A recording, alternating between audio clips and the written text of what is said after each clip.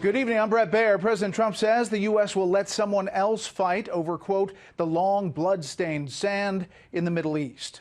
He's announcing what he calls a permanent ceasefire between Turkey and Syrian-based Kurds. The president is lauding the effort as an outcome reached without spilling one drop of American blood. His critics on Capitol Hill, though, especially about this foreign policy move, do not agree that this is a major breakthrough.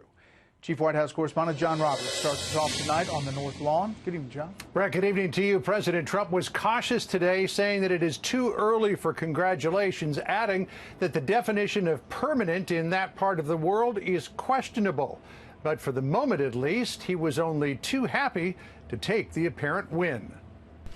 President Trump declared victory for his foreign policy today, announcing that Turkey had agreed to make the 5-day-long ceasefire with Kurdish forces in Syria permanent. I greet you this morning from the White House to announce a major breakthrough toward achieving a better future for Syria and for the Middle East. President Trump also lifted sanctions he imposed on Turkey, but added a permanent solution to the Turkish-Kurd conflict would not have been possible without the fighting that erupted after the invasion. The pain and suffering of the 3-day fight that occurred was directly responsible for our ability to make an agreement with Turkey and the Kurds that could never have been made without this short-term outburst. President Trump is leaving it to Turkey and Russia to patrol the 20-mile safe zone established in the agreement.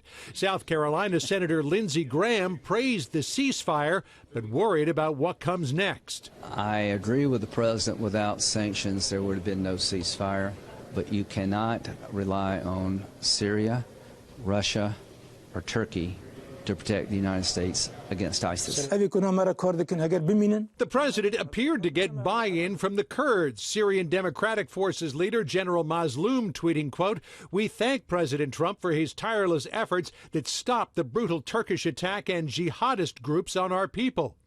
But Democrats continued to hammer President Trump. Senate Minority Leader Chuck Schumer worried about a possible resurgence of ISIS. In the blink of an eye, President Trump has undone over 5 years of progress against the Islamic State. President Trump today played down any threat from ISIS members who escaped captivity during the fighting. There were a few that got out, a small number, relatively speaking, and they've been largely recaptured. The president also confirmed a small contingent of U.S. forces would remain in eastern Syria to protect the oil fields, igniting a sharp response from Senator Bernie Sanders, who tweeted, "Last I checked, Congress never authorized U.S. forces to be deployed to secure Syria's economic resources.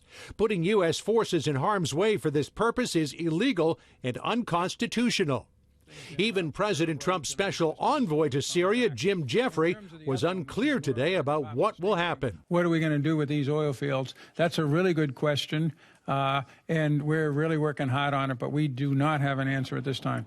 Jeffrey also told a House committee today that the United States has no idea where about 100 ISIS fighters who escaped custody currently are. And Jeffrey appeared to contradict the president's claims of victory when he likened the Turkish incursion to a tragedy that it had been official U.S. policy of the past 2 administrations to avoid. Brett? John Roberts live on the North Lawn. John, thanks. A